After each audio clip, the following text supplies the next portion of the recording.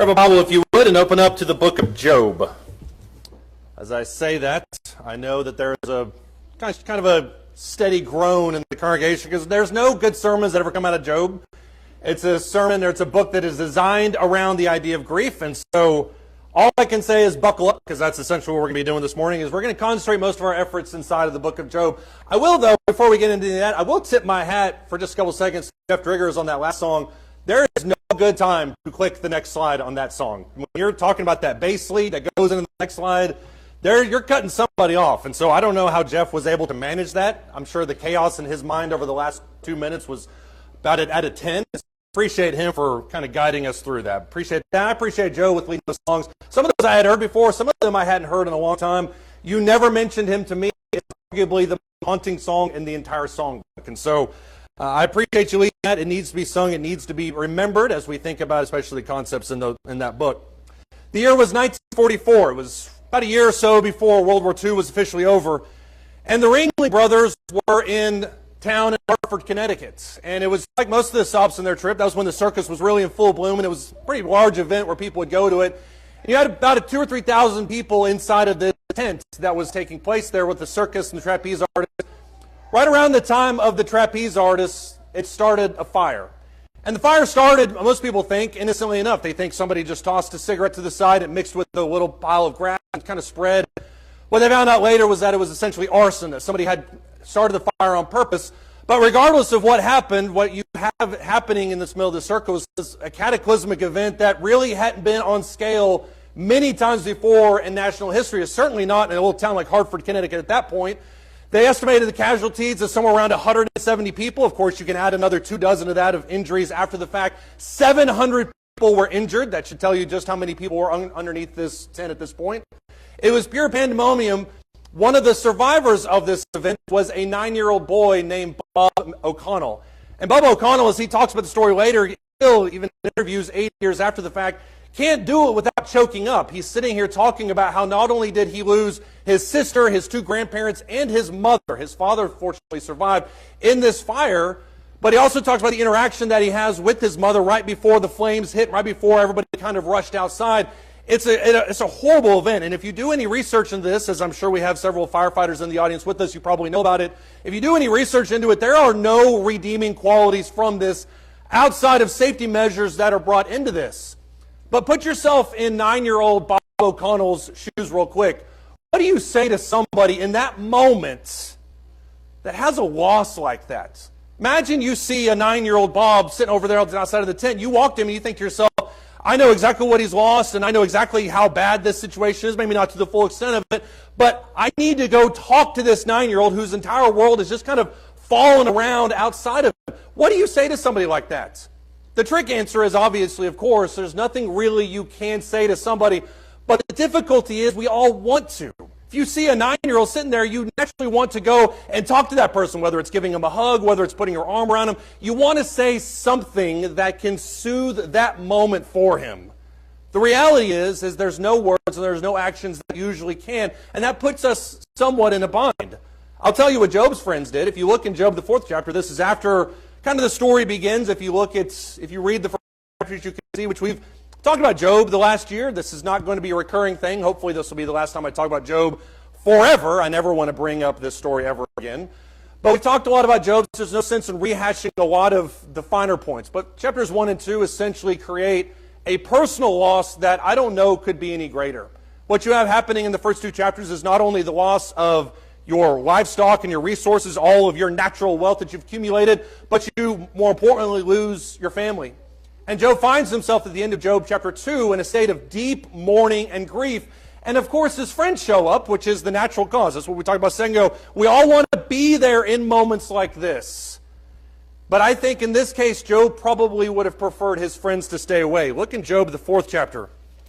As friends so oftentimes do, they try to talk their way through it. In Job chapter 4, starting in verse 7, his friend Eliphaz, which this is kind of representative of most of the things that his friends are going to say throughout the course of the next 36 chapters. But in Job chapter 4, starting in verse 7, he says, remember now, whoever perished being innocent. I want you to think about that, Job, real quick. Whoever ever perished being innocent? Where were the upright destroyed? According to what I have seen, those who plow iniquity and those who sow trouble harvest it. By the breath of God they perish, and by the blast of his anger they come to an end. This is a summarization of essentially every argument Job's friends are going to make for the next 36 chapters.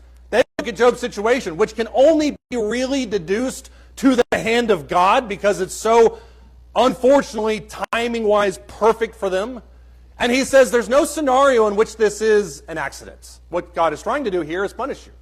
And so as he says, Eliphaz says in Job chapter 4, verse 7 through 9, nobody ever perished being innocent. Of course, he says that in verse 8, according to his magnificent wisdom, which is not really that magnificent, I think we can all agree. But he says, I never saw this before.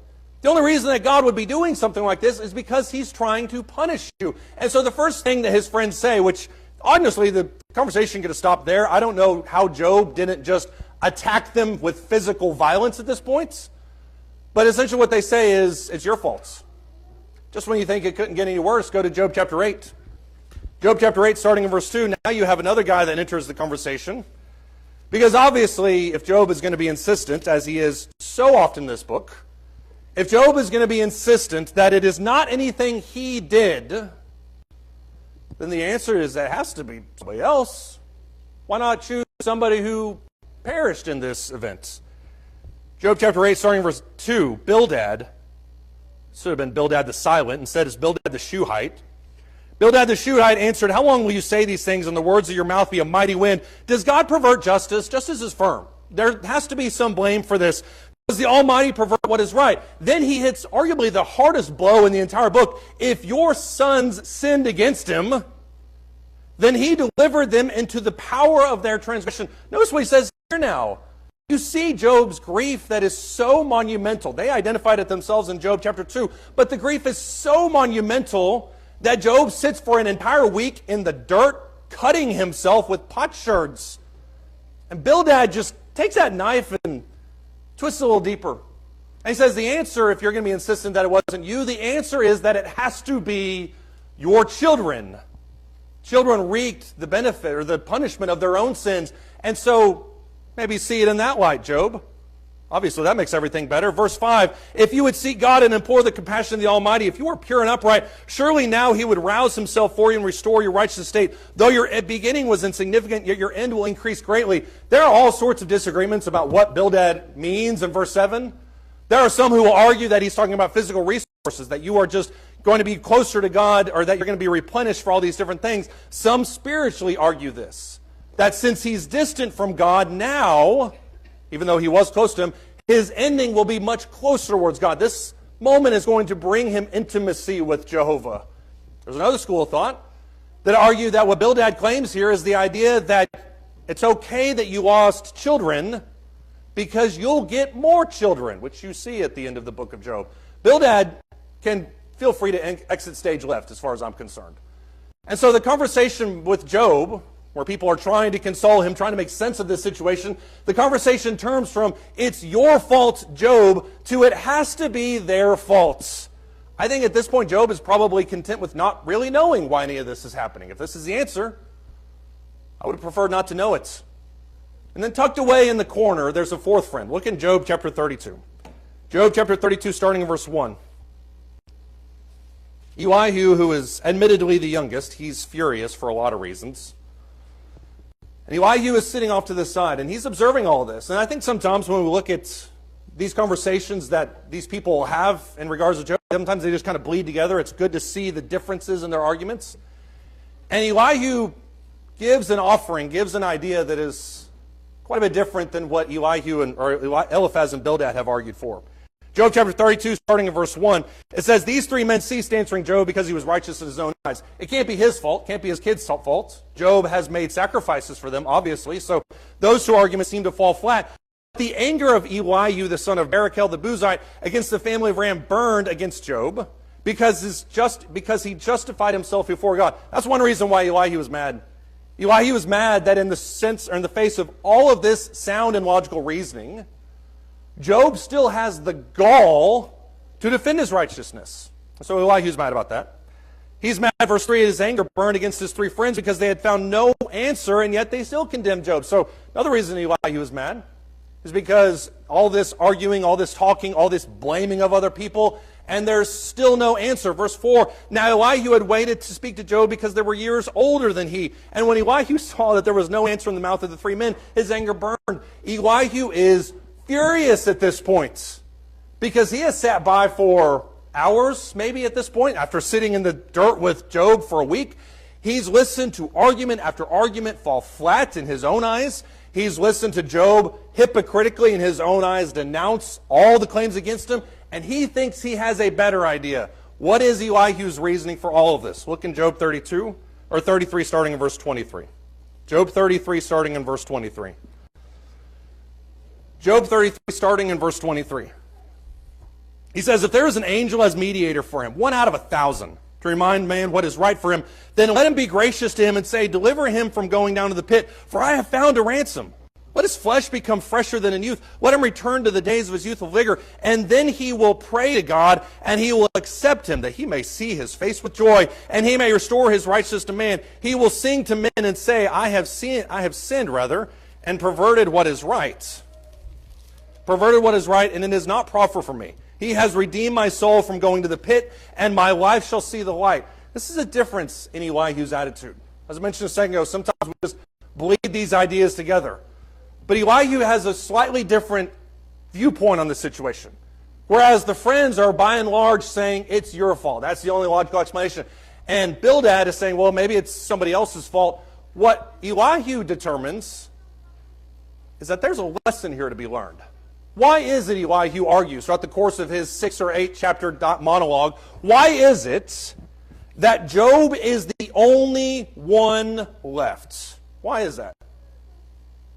Well, it has to be in Elihu's eyes that Job is the receiver of a lesson from God. And he says that maybe an angel came down as a mediator. Maybe God is trying to get your attention because after all, if God gets your attention before this sin, by all these events, maybe whatever it is that's given to you, maybe whatever sin it is you're built up in, maybe you'll turn away from it before your life is over. And I think you see some support for that in the Scriptures. When you look at some of the minor prophets, for instance, there's a lot of minor prophets that will argue to you that God sent them disaster, that God sent them famine, God sent them scarcity, whatever the situation is, and He did it so that He could get their attention. And maybe that's a little bit of what Elihu is pulling from. Maybe he's arguing that God uses divine incidents to get people's attention. I don't necessarily disagree with that in principle. We know, of course, from the back end that that's not what's happening here. But nevertheless, Elihu is doing what everybody does in this situation, is looking at it and saying, maybe we can learn from this. Look in Job chapter 36, starting in verse 8. Job chapter 36, starting in verse 8. He says, if they are bound in fetters, not feathers, that's a different thing. If they are bound in fetters and are caught in the cords of affliction, then he declares to them their work and their transgressions, that they have magnified themselves. He opens their ear to instruction and commands that they return from evil. And if they hear and serve him, they will end their days in prosperity, and their years will end in pleasures. If, however, they don't hear, they shall perish by the sword, and they will die without knowledge. But the godless in heart, they lay up anger. They don't cry for help when he binds them. They die in youth, and their life perishes among the cult prostitutes. It's very vivid. He delivers the afflicted in their affliction and opens their ear in time of oppression. Verse 16, then indeed he enticed you from the mouth of distress. Instead of it, a broad place with no constraint, and that which was set on your table was full of fatness. If you don't listen to this lesson, Job, you are going to end up separated from God. That's the logic that Elihu sees in it. That maybe all the friends are wrong. Maybe nobody really sinned. Maybe Job didn't even really sin. But maybe God is trying to get your attention somehow by this series of horrific events that have totally upended your life. Let me ask you a question as we think about this moment today. How many of us have done exactly what Elihu does? And I can't really do both hands, but I guess I can. I'm target number one of this. Perpetrator number one of this. When there are scenarios that seem so unreasonable and somebody is just wallowing in their grief, when it seems like it's almost just too much for that person to bear, what we sometimes want to do is go to that person. And we sometimes try to make sense of it. And we may not blame them. We may not pull a Eliphaz and say, well, the real reason you're suffering is because you were bad last Tuesday. Maybe we don't say that. Hopefully we don't blame the victim and say that they sinned and that's why that happened to them.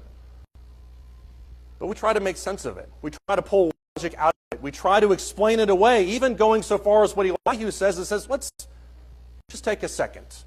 I know what happened to your friend was awful, but what can we learn from this? The reality is, ladies and gentlemen, sometimes bad things just happen. Look at Ecclesiastes chapter 9. Nobody really knows this, in my opinion, better than Solomon, except for maybe Job. Job is, once again, the push off of this. Look at Ecclesiastes chapter 9.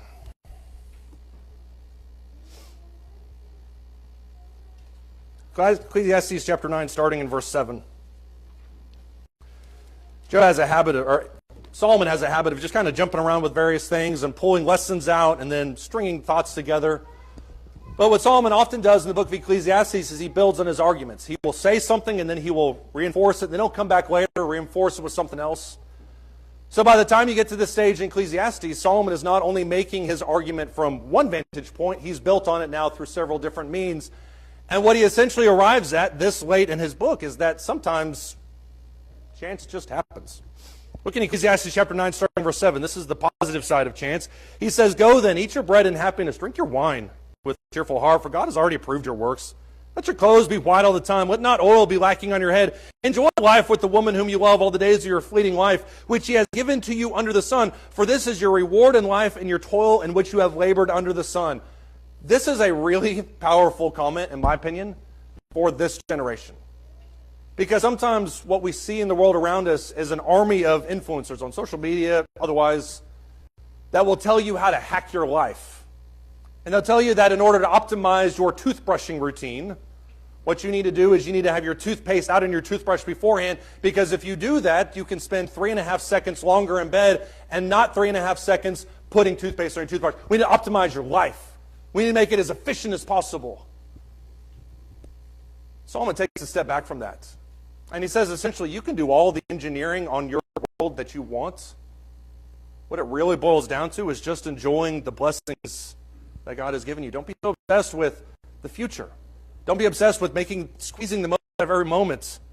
Instead, eat your bread in happiness. Let your clothes be white. Let not oil be lacking. And then in verse 10, he gives the practical explanation with all this. In verse 10, he says, whatever your hand finds to do, do it with all your might. For there's no activity or planning or knowledge or wisdom in Sheol where you're going. This is a very depressing statement from Solomon. But what he's saying is when this life is over, there's really nothing left to plan.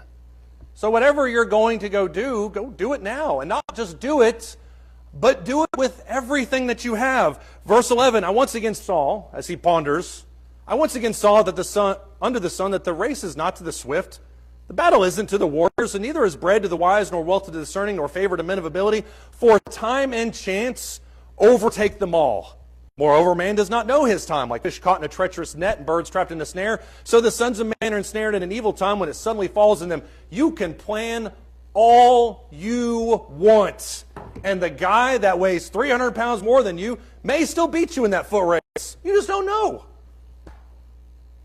So why not just go live your life?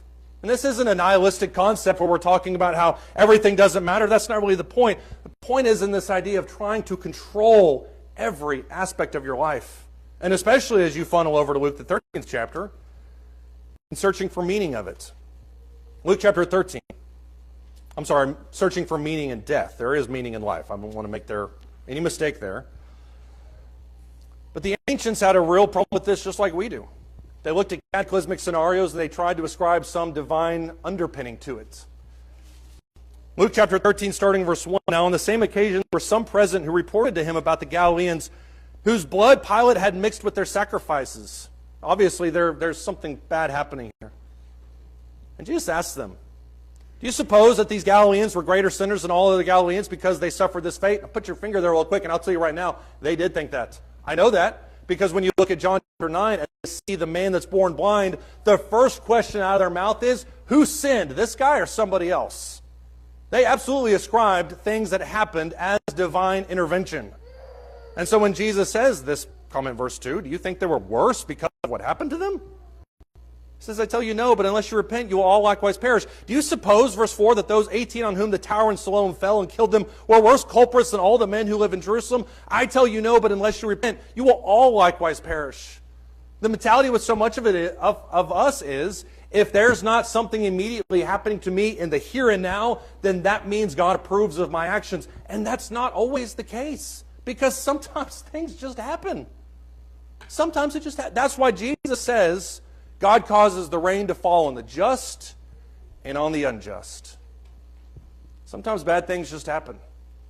And so ask yourself, as you're looking back in the book of Job, how should they have comforted Job in this scenario? You can pull all sorts of rabbits out of your hat. You can say, well, they should have all had PhDs. Obviously, they would have known the right grief mechanisms with which to offer. If they were licensed therapists, it would have been a lot better. I'm not arguing whether or not that's true.